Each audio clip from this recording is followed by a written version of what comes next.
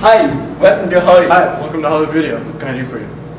I'm looking for a movie that has... Perfect, you came to the right place. What can I do for you?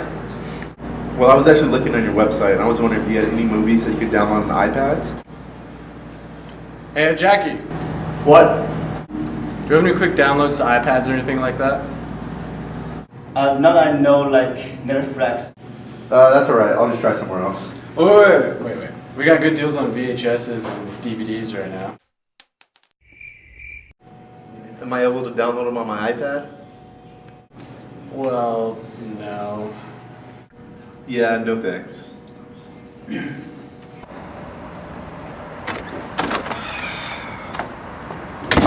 Way to go, you blew it.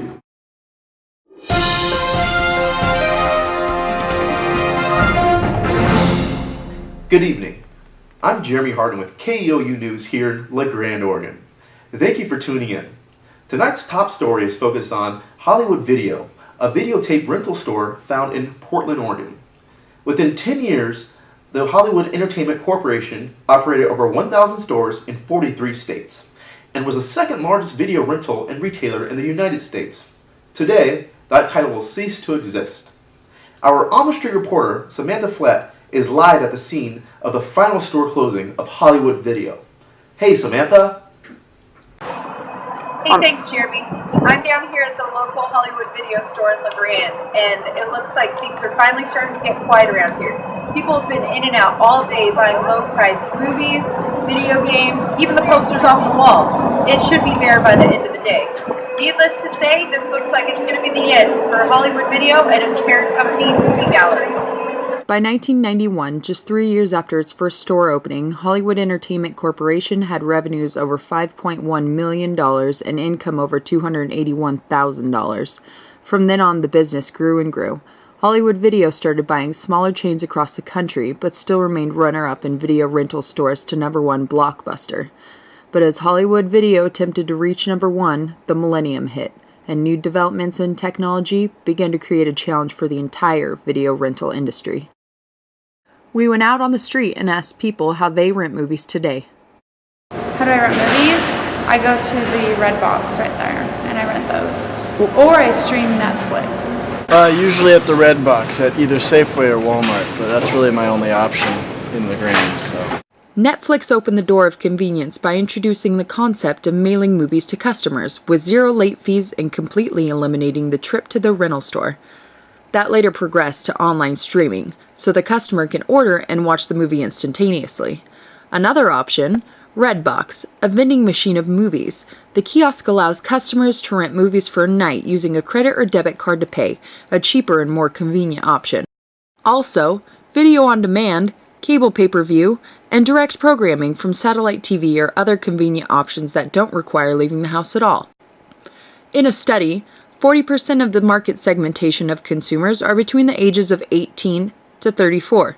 This is the generation that appears to be more tech-savvy than most, the "we want it now" generation. So how did Hollywood Video respond to the changes in the market?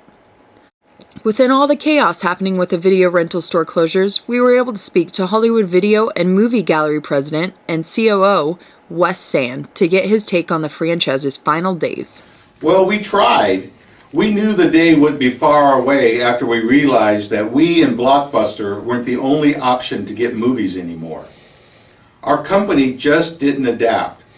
We started off strong. We were the second largest video rental and retailer in the United States. We were going great. Why should we change? So we continued to stick with our in-store video rentals and focus on opening new stores across the country. We had to battle the competition from those newfangled video kiosks that were popping up everywhere.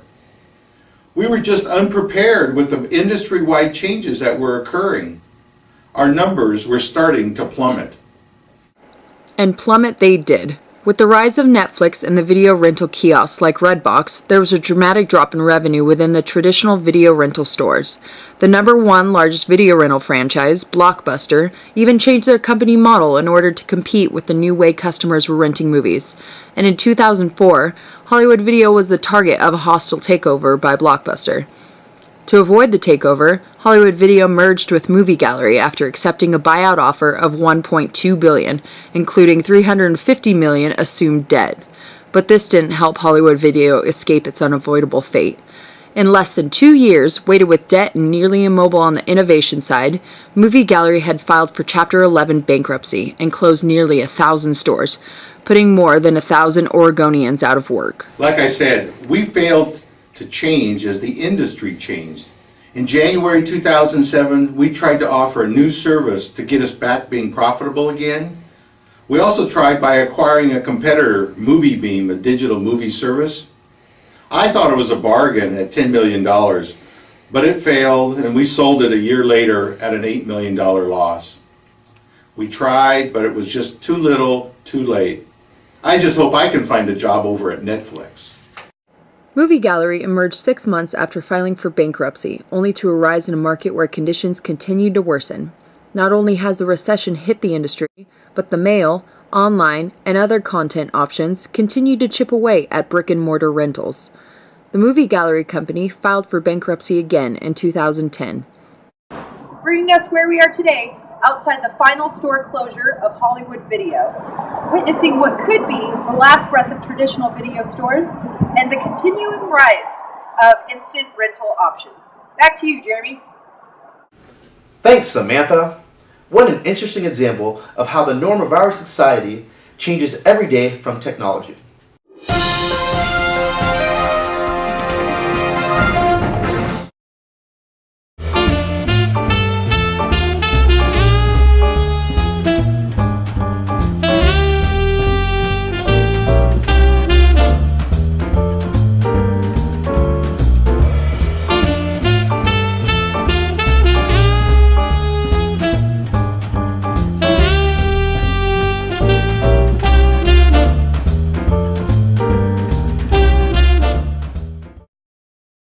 At this time, I'd like to send it to my friends at EOU to answer any questions from the audience.